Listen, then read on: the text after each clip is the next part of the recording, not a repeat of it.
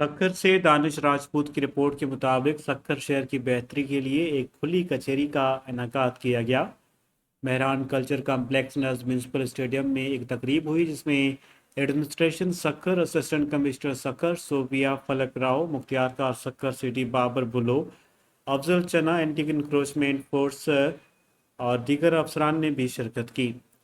इसके अलावा अवाम ने भी शिरकत की। तकरीब के आखिर में बाला अफसरान ने परवान टीवी से खसूसी बातचीत भी की। कचहरी में ये होगा on the spot relevant department को चली गई शिकायत, तो उसके बाद आप उनसे डायरेक्ट जाके पूछ सकते हैं, बता सकते हैं कि हमने ये शिकायत की थी। आप आवाम को क्या मौक़िफ़ देना चाहेंगे?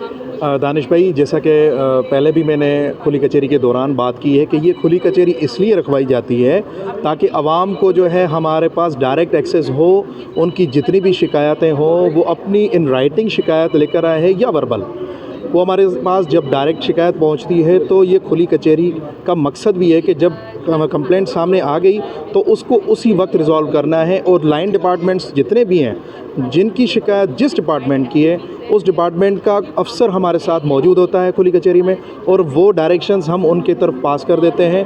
और ये खुली कचहरी सिर्फ हमारे तालुका लेवल पे नहीं होती बल्कि डिस्ट्रिक्ट लेवल